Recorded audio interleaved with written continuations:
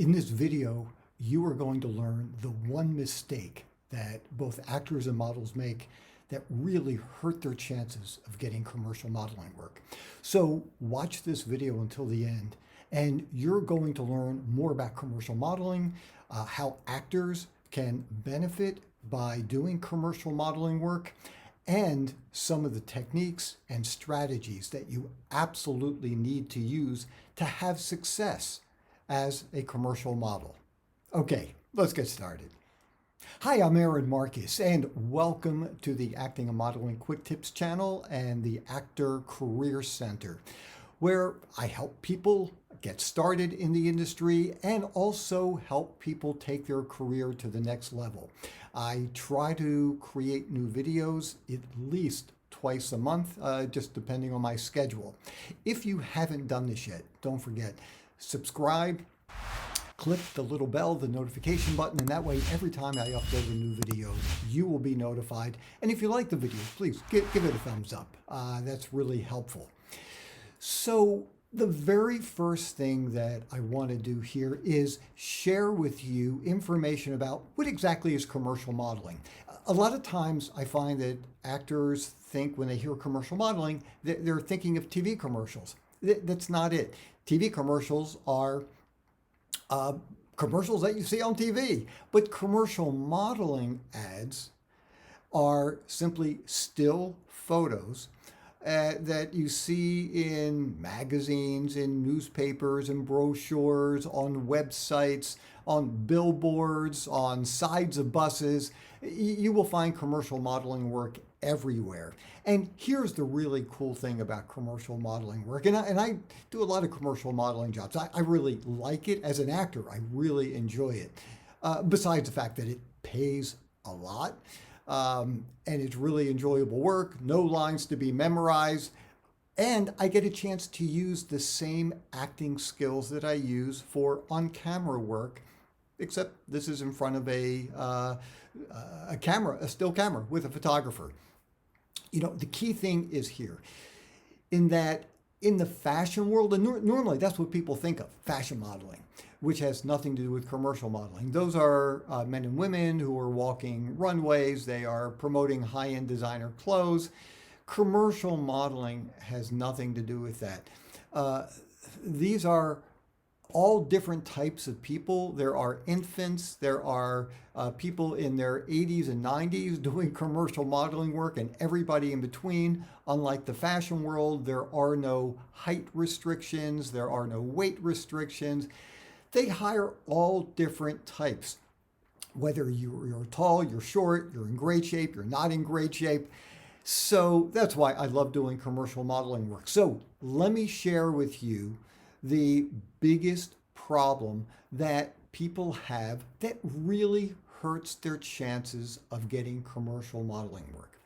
So typically, when you are ready to create some what we call test shots. These are sample shots that either you are going to be submitting for commercial modeling jobs or your agent. What people do is the very first thing is they hire a photographer. And by the way, in the notes below, I'm going to share with you a link to a really helpful quick tip video that I created, the 8 questions that you have to ask a photographer before you hire one. You definitely want to watch that to learn more about how to find the right photographer for you. So typically what happens, you hire the photographer and you go into a session, and I'll tell you what I did for my very first session, which was not a very good one because I just didn't know. You know, how am I supposed to know? I've never done this work before. So I walk in and I said to the photographer, you know, what do I do? And he said to me, make faces. I said, all right. So we spent the entire session and I was making faces, and it was a horrible shoot. It really was. I was able to salvage one shot, but you know, what normally happens, I find that if there's an adult male who goes into a session, the photographer will say, hey, you know what, I see you as a business guy. So, you know, put on a suit, why don't you hold a cell phone and smile? So, you know, that way you look like a business guy. Or if it's an attractive woman, they'll say, okay, do something kind of sexy, just look beautiful, have this gorgeous smile. That's not what you want to do. It's not. What you want to do, and I'm going to show you samples and you'll get a chance to see them. You want to actually create shots that look like ads, not these generic photos of yourself.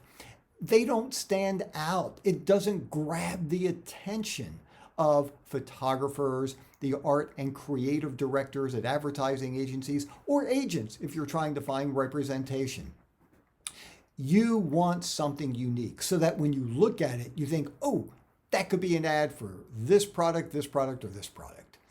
So it's a bit of a process, but you want to spend some time preparing before a test shot. And by the way, I wouldn't recommend getting too many of them done on the same day because each one of them might take quite a bit of time to actually pull off. So what you want to do, let's just say, for instance, it's a pharmaceutical concept. And so let's say I'm sick.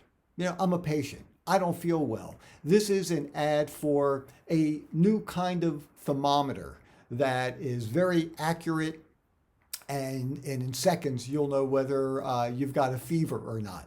So what I need to do is look sick. I have to look like I feel miserable. And there are many ways that you can get ideas, borrow ideas from other people. And one of the things you can do is go to some stock photography websites. I will list those below as well, so you get a chance to see them. These are generic photos that photographers are hoping to rent or sell to companies. So look at tons of these photos, and if you see one that it actually looks like an ad, because for some of the stock shots, you actually have to add in the words, the headlines, the copy, the text that goes along with the lines, or maybe the product itself to actually make it look like an ad. You want to create this shot so it looks like an ad with no words, just strictly through maybe some props that you're going to be having in the shot. Let's say if I feel miserable, maybe I'm going to be lying on a sofa. I've got blankets.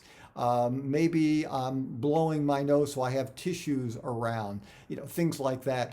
Those would be props in a shot. So you might want to bring in some props, no logos, no brand names, because that could cut you out of working for competitors because they might think that you actually did a shot for another company. And then you've got to use your acting skills to create believable expressions and show a wide variety of expressions and emotions.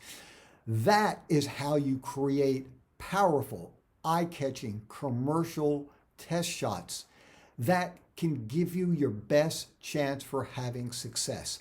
And the other trick is, have a wide variety of different kinds of shots. Maybe you have one where you feel sick. Maybe you have one where somebody just proposed to you and you are feeling love and you look great and there's this surprise in your face. There are lots of different kinds of shots that you can put together depending on your type and depending on the types of jobs you are going to get. So the trick is, don't just do these generic test shots. Create shots that actually look like ads. Listen, if you have done some commercial modeling work or you've created some test shots, please leave a comment below as to how you prepared. What kind of shots did you do? Did those photos actually help you either get representation or book jobs as a commercial model? Because once again, look, the whole purpose of this channel is to have fellow actors and models help each other by sharing information. Or if you have follow-up questions, leave them below. I will personally answer them for you. If you haven't done this yet, don't forget, subscribe, click the notification button. If you like the video, please give it a thumbs up. And the other thing too is share this link.